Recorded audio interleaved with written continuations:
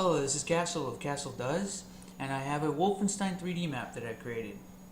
I'll play it in a moment.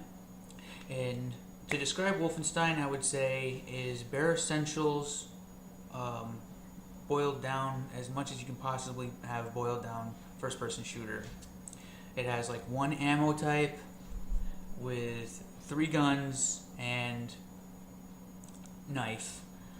The monsters, you know, the bad guys, there's like a whole bunch of just regular guys and that all use a hit scan weapon, and then a dog that will try to like bite you. It's as simple as it gets, and it's actually kind of an interesting prospect just to see that a first-person shooter can work when it's this simplistic. So let's take a look at the game itself. Alright, so here we are. I am using EC Doom for EC Wolfenstein.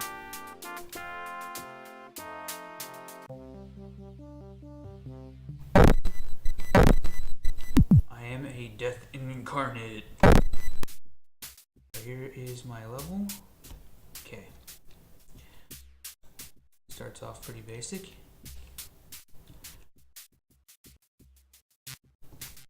The idea is to kind of have this like feeling of like, hey, what the hell happened here? Maybe I killed these guys. Really, you didn't. It's whatever behind the evil door. Oh, hey.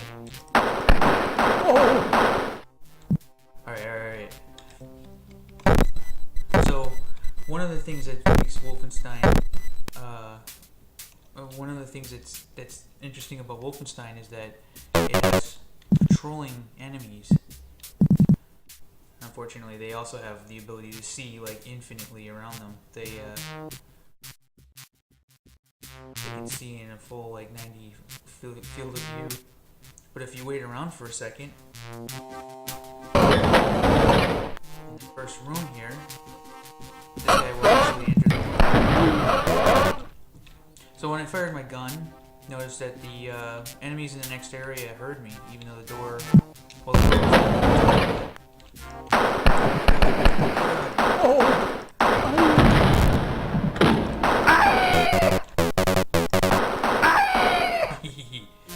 Well, there's this thing called a floor code, which is every single one of the tiles that makes a Wolfenstein map.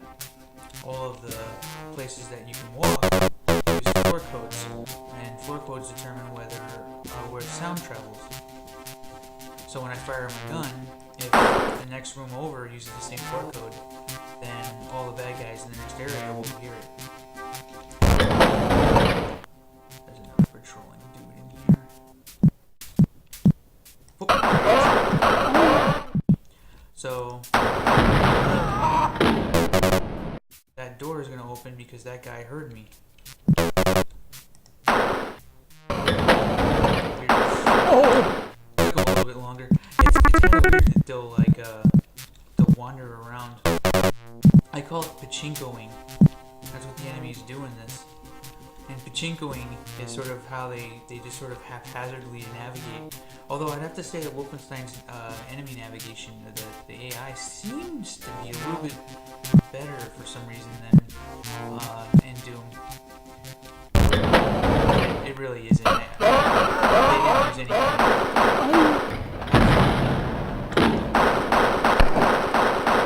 I will say that Wolfenstein is probably the first of the first-person shooters to ever use path nodes, and those are used for patrolling.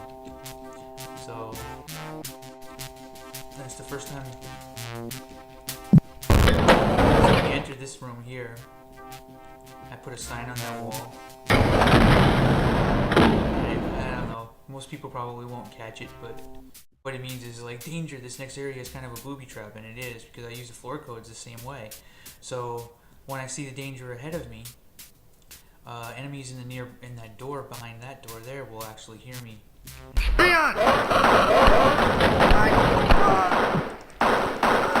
See? So if you're not paying attention, which, you know, will probably happen. my god, I need more chicken.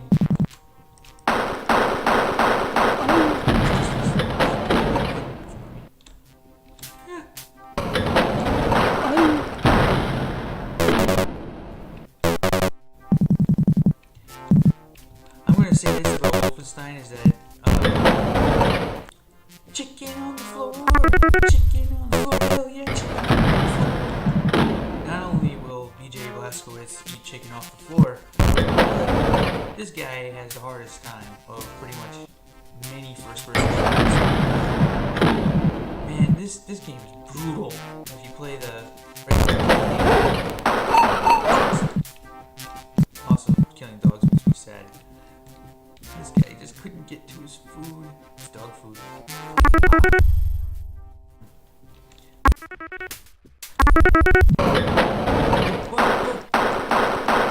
That guy nearly pachinko killed me.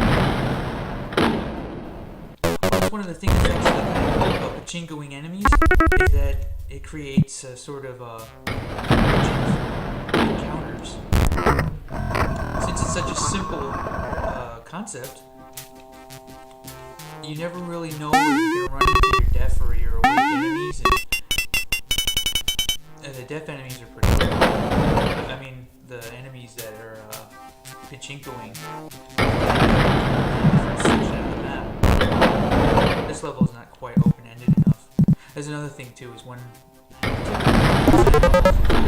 want the areas to feel familiar and not confusing.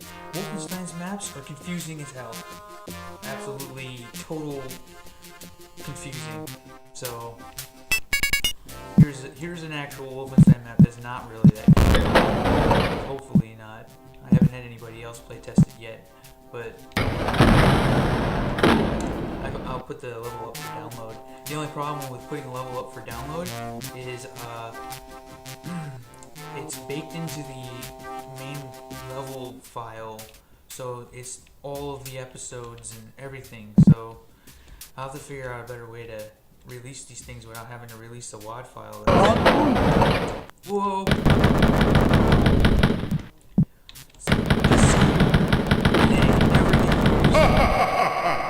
So the vast majority of the bad guys that are in Wolfenstein are hit scan, and you'll have dogs who try to run up and they won't. They'll melee you basically. They'll bite you to death. But most of the bad guys just use these pistols. And that's it.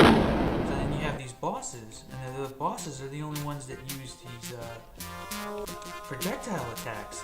Rogue Hitlers should have sprinkled the levels. They're really cool to fight. They're really interesting, and they're different enemy archetype. The archetypes were really suffering. They didn't have that many interesting types of bad guys in Wolfenstein. There should have been guys that throw grenades at you, and the grenade sits on the ground for a second. They didn't do anything like that.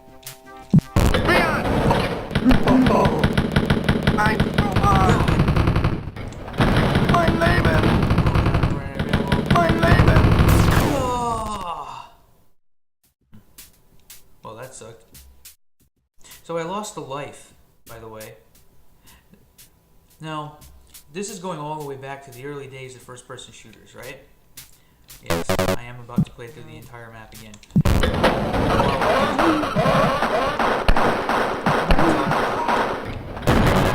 lives. And what happened to Skar? Skar is pretty understandable that it was taken out, but these are old school, like Mario Brothers things that were in first-person shooters. At one point in time, you had lives and Skar. Seriously. So, I think the only reason why lives were phased out was simply because they weren't implemented very well in Wolfenstein. If they were done really well and they didn't have a save game system, it's possible that lives would have been continued as an expected gameplay mechanic for years to come afterwards. I should keep moving the shotgun. The only thing is that when you die, you lose a life, you go all the way back to the beginning of the map with no weapon. You have a pistol at that point. Like, really lame. So anyway, I have a chain gun, I'd lose 1 life, and now I'm running around with a pistol fighting SSPTs. It was the same game system that really set things forward. Is why bother to even make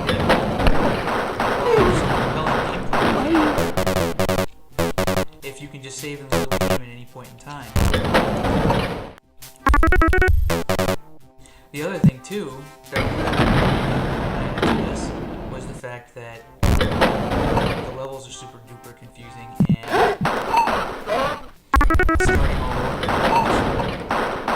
all over just perpetuated the problem. So lives were phased out. I think lives could work if they were if it's done a little bit differently. But you have to have a first-person shooter that's more skill-based and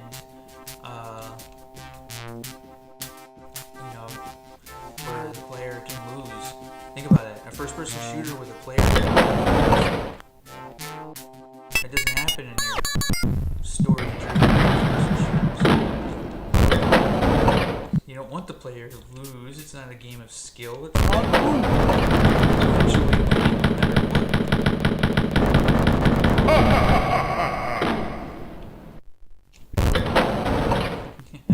Hey, looks like, I think the music stopped.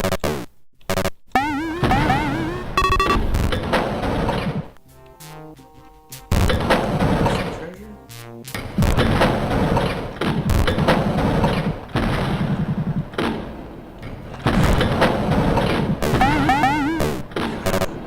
Got 100%. So you end up coming back to an area that's really familiar.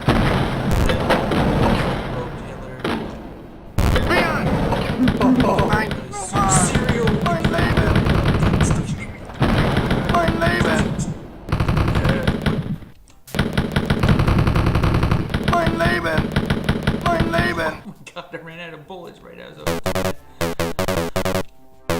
So all of the guns that you get in this all use the same ammo. There's one ammo type. I mean, the most boiled down first-person shooter you can imagine, and here it is. Pow.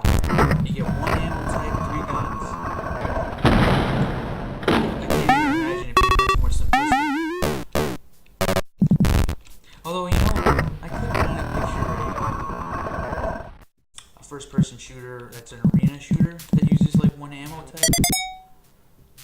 So I got a free life. I got my life back. Those are like the soul spheres of Wolfenstein. In fact, I'm willing to bet that if I load up one of the pre-alpha Dooms, they probably still had lives. The soul sphere was probably free life. Alright, let's see. Awesome. Okay, so you see what we're dealing with here is it's extremely boiled down. One ammo type, so it's really, you can't get much more simplistic than this. I do like to use the robe Hitlers as regular bad guys, although I'm probably breaking some rule. As far as I can tell anything about the engine itself is a simple ray casting renderer. The floor codes could possibly be a type of BSP, but I don't think BSP really started getting used until Doom. I mean, all it means is binary space partitioning, right? So anything that separates areas is technically BSP. So one of the most important things that I need to drive home on this is the death versus not death bad guys. This stays true. This is a basic element of enemy placement that exists even in later games, at least until scripting starts getting better.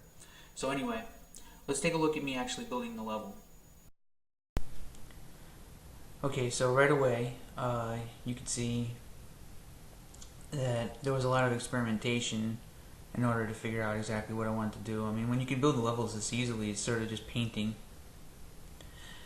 One of the things that I kept noticing is that it feels a lot like playing Dwarf Fortress, and it's probably equally as difficult to look at this as it is for somebody to understand what's going on in a game like Dwarf Fortress. I guess maybe Dwarf Fortress is a hell of a lot worse, as you're seeing this in the very beginning stages, so there's not a whole lot of confusing symbols just yet. But that little S over there, that's the Hitler. So I changed the floor codes now. You see all the different color plus signs and symbols and stuff like that. You can see that the first room and the second room are now using the same floor code. So if I fire my gun in the first room, all the bad guys in that room there will do it. So these little arrows, you'll notice there's white arrows. Those are patrol path nodes that I was talking about earlier. And man, this thing gets... I built this level so quickly. I barely have enough time to say what's going on in each of the areas. Okay, so one of the other things that you have to do is make sure that each area feels unique from the other areas to help deal with confusion. So I had to make sure that I broke up areas using different textures. So you'll have blue, and then you go back into gray, and then you'll have wood and stuff like that.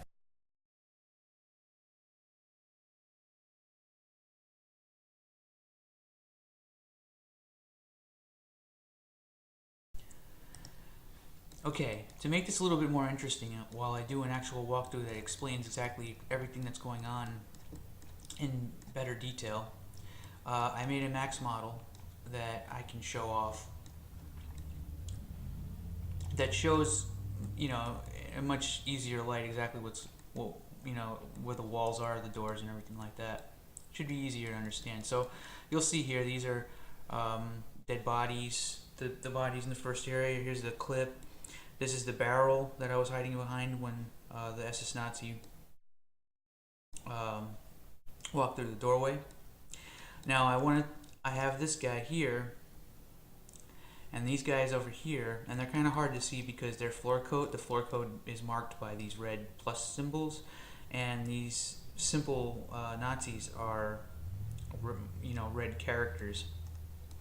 So it's kind of annoying the way it's done like that. It's hard to tell. So this guy is he's a special type of character. So let me show in the Havoc level editor. One of the things that you can see when you look at this over here is that this guy is a moving guard 1, right? And this guy over here, see, you can't even see these two guys because they're moving guard 4. There's just regular guard standing, guard 1 standing, and then guard 3 standing. Okay, so in order to explain this, the number, if you look all the way up in this corner here, the number represents the difficulty, and moving or standing means that they're going to just continually move forward until they run into one of these arrows. You see this is a white arrow here. All these white arrows represent path nodes that send them in that direction. So if these guys over here are moving forward, they bump into this and then they'll go back the other way. So that's how the patrols are set up. So I wanted to kind of have a thing where if the player kind of hangs out in the first room for a little while, I place this key in just perfect view so that you know that there's a key, and then there's 2 locked doors on either side. So the player may actually spend a little bit of time kind of looking around. This guy over here, who is a walking patrol guard, will open the door on his own. Now, as soon as you fire the gun, you see how they're all, this is red and these are red. All of these guys over here will wake up at the same time. Now, these are 2 barrels. I wanted to kind of create a scenario where you can see the enemy, but you can't quite reach them. I want to, you know, for slightly more interesting encounters. It's not as straightforward as everything you always see in Wolfenstein. The encounters are usually pretty, you know, they're in the same room as you, and there's nothing between you and them. The only time it's not is when the enemy is wandering the map randomly. So you go into here, and you notice that this whole area is the same floor code as well. Now I have 2 patrolling characters who are marked by arrows. They're moving and when they bump into this, they go back and forth. So depending on how much time I spend in this area fighting here, these guys here and grabbing ammo, these guys may be in completely different positions when I first enter. Well, the player is usually going to pick one of them to shoot first, and as soon as that happens, this standing guy over here will wake up because he can hear he's in the same floor code. So that creates another situation where the door opens up and, you know, you heard you shoot your gun. I have a patrolling guy here and three like standing guards here. None of them are deaf.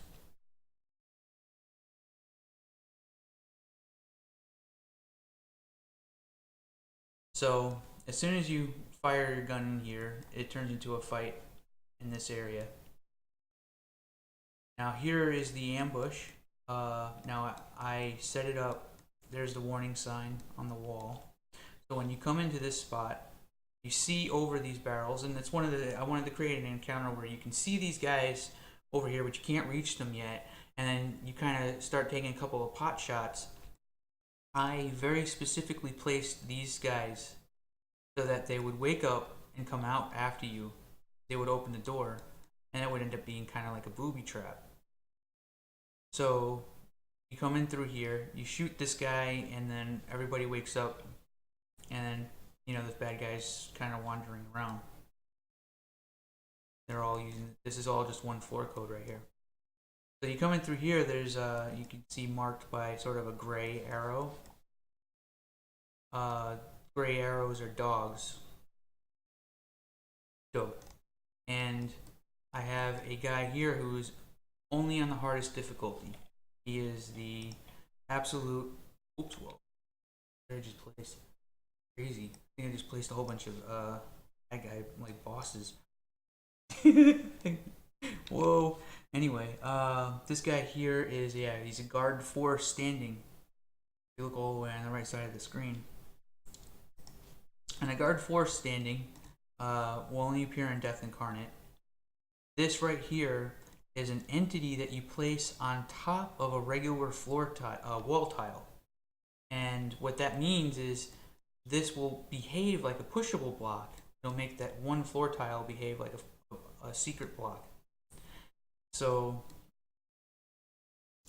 what's most likely to happen when you come into this spot is you're going to see the dogs, you're going to wake up this guy over here. And this room, you know, it should feel a little weird because it's kind of off to the side. It doesn't have any treasure like the other room does. This door right here is positioned in just the right spot so that the first thing you see when you open this door up is a machine gun and a key. So that it's perfect. Boom. Oh, wow, this might be familiar. So one of the things that drives me crazy about Wolfenstein's maps is that you're usually just, I don't know, sometimes it just seems like somebody was just drawing and they didn't really pay attention to the player's experience. These maps were freaking confusing as hell if you look at their levels. But I like to have, like, okay, I revisit an area that's familiar. That's why I have dead bodies, and, you know, it's the first area that you start in. An area that you revisit has some landmarks, which is one of the reasons why I find it very difficult to actually make quality Wolfenstein maps. Is you have so few resources to really make anything that stands out. It's hard not to make very monotonous areas. It's very challenging. So as soon as you open this door here, there's a robed Hitler, and you do that whole battle with him right there. Now you have 2 possible doors. Thorough player will usually check both of them. And I have an encounter here where this guy will wake up and you shoot him, and then a whole bunch of SS Nazis get pissed off all at the same time. Now these guys are the machine gun wielding dudes. They're probably the toughest of the bad guys, other than those zombie mutants. And then this is the exit, the level exit right here. And then I have the secret treasure stash and the secret level exit and the free life, which is pretty much what they did in the original game. Is they had the seeker off as something that was right next to the first exit. And I think one of the reasons why they did that is because when you see the exit in front of you, most players will, oh, good, and they just run right to it. They don't stay for a second and say, oh, let me check all the walls. Because if you put something in front of the player, they tend to just move forward. So it's a good spot. It's actually a pretty strategic spot to place a secret. And that's about that for this. All right, so that's about that. Thank you for watching, and I should have the next episode up pretty soon. I think I'm gonna have my block out for my UT4 level.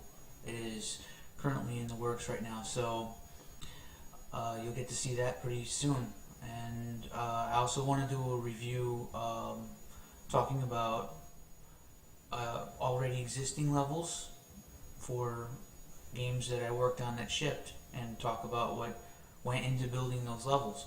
So, this concludes the Wolfenstein 3D episode that I was planning on doing, and thanks for watching.